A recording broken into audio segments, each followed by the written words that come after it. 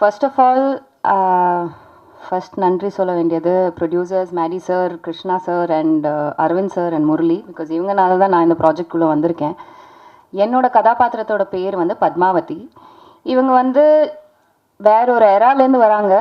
இவங்களோட பெர்ஸ்பெக்டிவ்லேருந்து தான் அந்த படம் ஆரம்பிக்குது. ஸோ இவங்க வழியாக ஜிடி நாயுடு அவர்களுடைய கதையை வந்து இவங்க ஓப்பன் பண்ணுறாங்க. எனக்கு வந்து இந்த படத்தில் எப்படியாவது ஒரு ரோல் பண்ணணும்னு ரொம்ப நாள் ஆசை. ஏன்னா எனக்கு நிறைய ஃப்ரெண்ட்ஸ் இருக்காங்க கோயம்புத்தூரில். எங்கள் அண்ணா கோயம்புத்தூரில் படித்தார். ஸோ ஜிடி நாயுடு மியூசியம் போயிருக்காங்க. இந்த மாதிரி நிறைய விஷயம் கேள்விப்பட்டிருக்கேன். பட் அதை தவிர்த்து எனக்கு டீட்டெயில்டாக அவரை பற்றி எதுவும் தெரியாது. ஸோ இந்த படம் மூலமாக நான் நிறைய கற்றுக்கிட்டேன் அவரை பற்றி.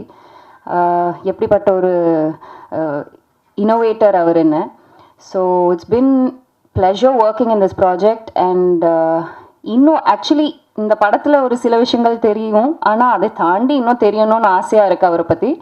ஸோ எல்லோரும் August 7th தியேட்டரில் வந்து பாருங்கள். கண்டிப்பாக நீங்கள் எல்லாருமே வந்து இப்படி மைண்ட் ப்ளோன் ஹை, you will be like oh my god, இது என்ன இப்படியெல்லாம் பண்ணியிருக்காரு அந்த மாதிரி உங்களுக்கு தோணும். So thank you everyone for making this magnificent movie and bringing it to the people, and watch it in the theatre on August 7th. Thank you.